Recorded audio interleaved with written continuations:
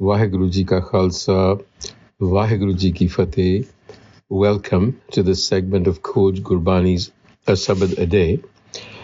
Our recitation is the 9th Sabad in Bihagra Mahalla Panjwa, Chant Kar Duja. And again, it is 4 stanzas long, each stanza 6 lines. So we will proceed as we have done, one stanza at a time. The first verse, Bol Sudharamiria, Mon Kittatari Ram Sudharamiria. One who has pretensions to righteousness. Question being asked, Bol, Mon Kittatari Ram, why have you adopted silence? Tu netri dekh chalya maya byohari Ram. And the answer is provided. So Guru Arjan is addressing the various practices that were prevalent, still are prevalent, and trying to contrast them with Sad Sangam. Bin Sad Sangam sab mithya sansari, as he says in the last line of this verse.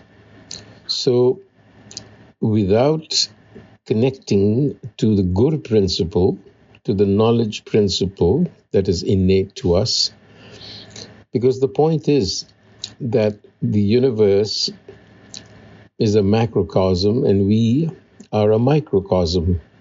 Jo pinde so brahmande, or jo brahmande so pinde.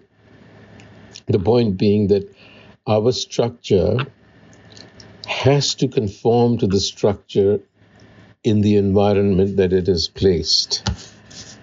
So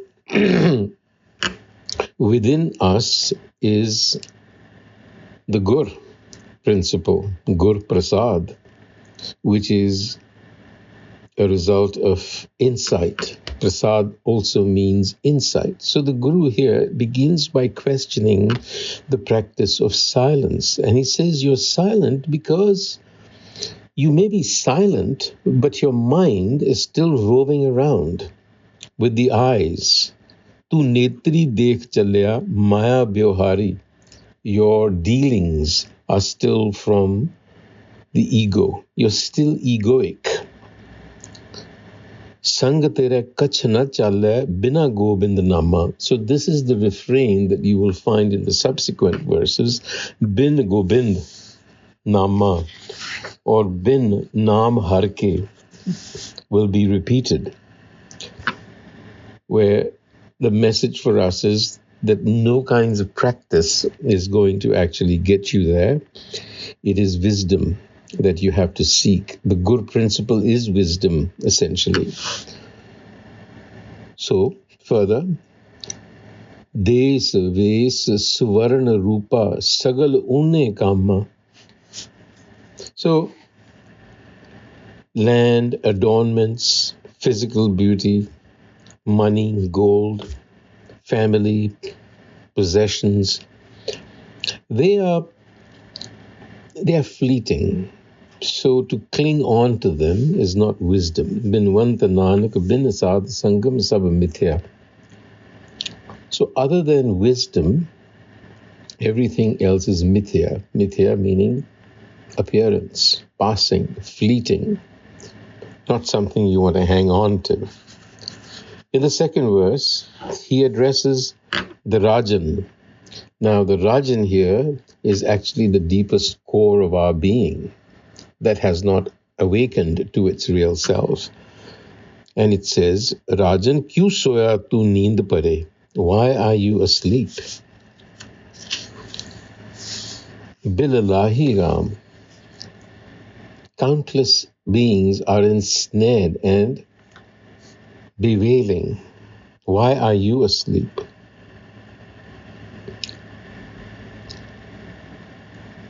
Billahi kete mahamohan. Many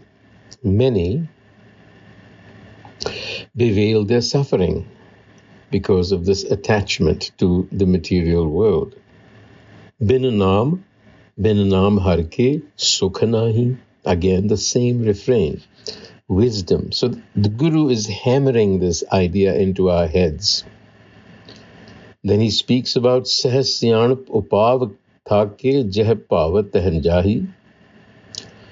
So Sahasyanap, mental conceptualization is also not the way. Intellectualization is not the way. What we have to recognize is that the self that we wish to realize is Adi Ante Madhapuran Sarbatra Ghat Ghatama Ahi. It's everywhere. So you can't engage in an activity specifically to chase down something when that something is everywhere. And so the result here, the second verse is the same. Binwant Nanak Jid Sad Sangam. Se pataseti garjahi. If you want to accomplish this game successfully, karjahi, then knowledge. The key is knowledge and wisdom. That is the revelation for us.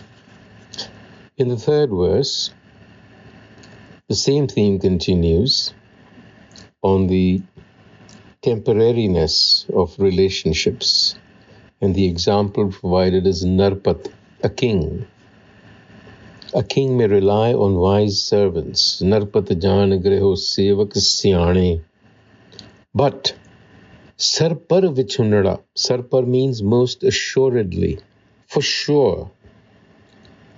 Vichunada, you're going to be separated. And then mohe pachutane ram. It leaves you with regret. Har chandori dekh pula, like an illusion, like a mirage.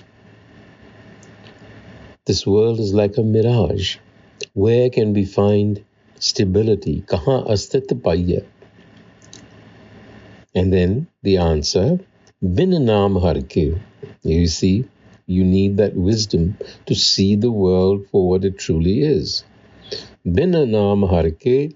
An rachna ehel janam gavaya. So without wisdom, you really are going awry, no matter what you do, because you have not understood the reality in which you're in. So no matter what you do, it's ultimately fruitless, because what you're doing is how karatana trishana bujya. You're acting egoically.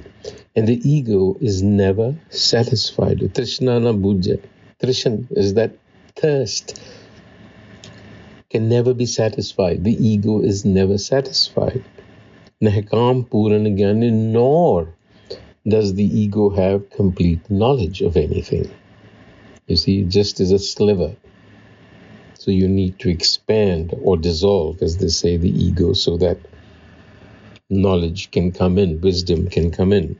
Binwant Nanak, bin naam har ke, ketya pachutane. So many millions have regretted not accessing this wisdom that is innate to us.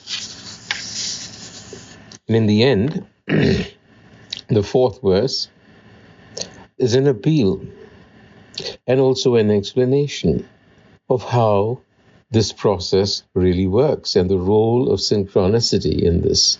How does one find the good wisdom, the good principle? How does one connect with the har, the self within us, or the personal God, if you will, if that makes it easier to understand, the aggregate of all that is good? It is through compassion. The self in its compassion, tar, Tari anugraho, when it adorns its compassion, apna kar leena ram, it drew me into itself. What does it mean to be drawn into the self? It means it's a metaphor for spiritual awakening. And the Guru is saying it comes as a matter of grace, compassion, not individual effort. When that happens, when we are so graced, we are led, so to speak, by the arm. Bujha geh kaad liyo, sadhu sangadina ram, and we are taken into the company of the wise. How does this happen? How does this come about? one can best describe this as a synchronicity, a meaningful coincidence that happens. Now, synchronicities happen in our lives all the time, except that we don't identify them. We don't recognize them when they come and they go. But this is how this happens. And then in the company, when you apprentice yourself to the Sad-Sang, the sage guru, what happens then? Sad-Sangam Hari Aradhe. Sagal Kalamal Dukha Jaye. Aradhe, worship. What is worship? It's emulation. Emulation of the self. Emulation means to exert yourself to become like the self through its qualities. That's what worship implies. So what is emulated is virtue, qualities, skills, knowledge. When you acquire those, it naturally burns away errors. I mean, if you have the knowledge or the skill to do something, you're not going to err. And that is what sinning is. And Mahataram Sudhan Kirya Sang Tere Se Chale, and then you work righteously, then you know the right path, because you have the knowledge, you have the skills to see what the right path is. Rasna Aradha Ek Swami Har Naam Man Tan Bhina Nanak Jisno Har Miliye So Sarv Gun Par Bhina. Rasna Arad, emulation is initiated by the tongue. One has to set in motion in the mind, and that happens with the tongue. The tongue essentially is a reflection of what is in the mind, and this is a kind of a loop.